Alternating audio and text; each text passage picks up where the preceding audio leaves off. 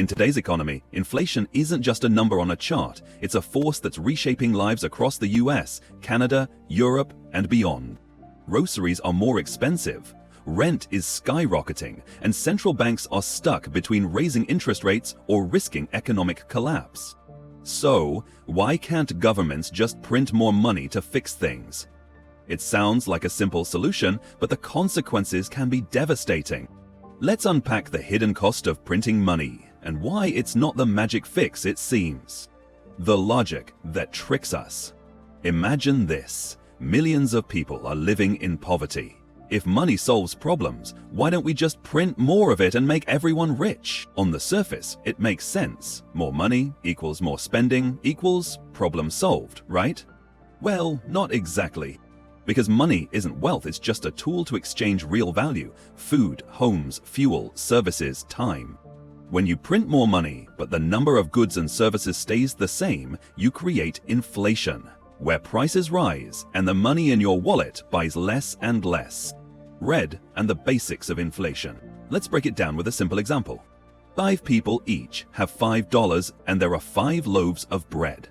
Everyone can afford 1 loaf. Now imagine the government gives everyone an extra $5. Now they each have $10, but there are still just 5 loaves.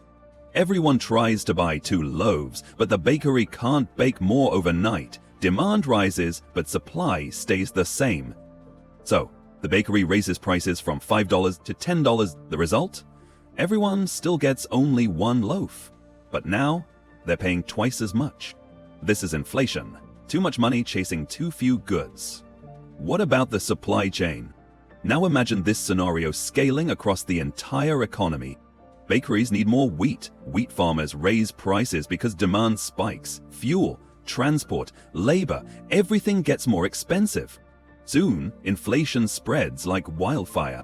And if a government keeps printing money, that's when you get hyperinflation, a complete collapse of currency value. Real-world disasters. Germany, 1923, the Weimar Republic. After losing World War I, Germany was in ruins. The German Empire was replaced by the Weimar Republic. The country was devastated, its infrastructure shattered, and its economy in chaos. On top of this, the Treaty of Versailles forced Germany to pay massive war reparations, worsening their financial condition. Desperate to cover its debts, the government started printing large amounts of money. The result? Hyperinflation. By November 1923, prices were doubling every few hours. People needed wheelbarrows full of cash just to buy basic goods. Germany printed money. At the peak of the crisis, a loaf of bread cost 200 billion marks. People burned cash to keep warm. It was cheaper than firewood. Zimbabwe, 2008. Zimbabwe, formerly known as Rhodesia, ended apartheid in the 1980s and established a new nation. Its president, Robert Mugabe, redistributed land from white landowners to black farmers. While well-intentioned, many of the new farmers lacked agricultural training.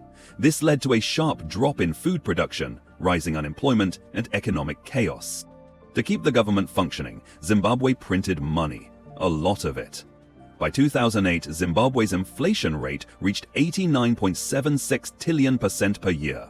That's 89.7 followed by 20 zeros. The Zimbabwean dollar became worthless.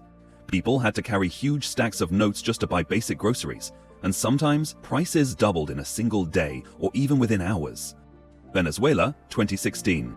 Venezuela has the largest oil reserves in the world, even more than Saudi Arabia. When oil prices were high before 2008, Venezuela was booming, selling oil and earning huge revenues. However, instead of developing industries or diversifying the economy, the government used this income to provide extensive subsidies and price controls.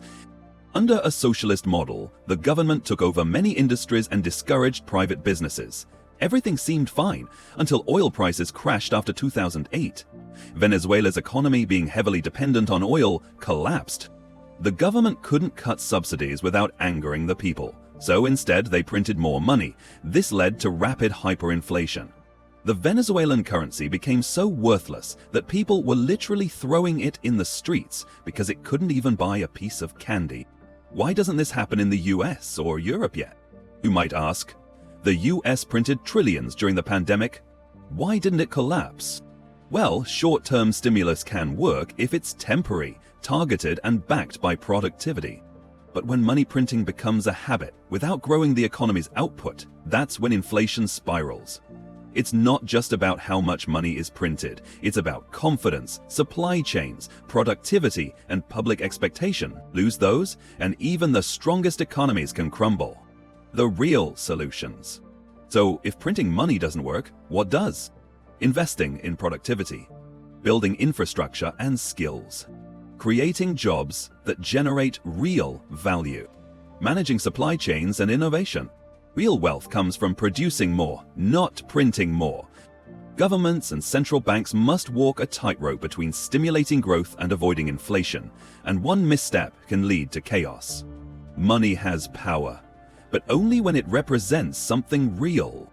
Print too much, and you devalue everything, including trust. So next time someone says, just print more money, remember, inflation isn't just a number, it's a warning. If you thought printing money was risky, wait until you see how it's actually created out of thin air. In our next video, we pull back the curtain on the biggest illusion in modern finance: how banks and central banks manufacture money without printing a single bill. We'll break down how this invisible process silently drives inflation, fuels inequality, and quietly transfers wealth every single day. What do you think is the biggest threat to our economy right now? Drop your take in the comments. And if you're ready to understand how the system really works, hit like, subscribe, and tap that notification bell, because the next video might just change everything you thought you knew about money.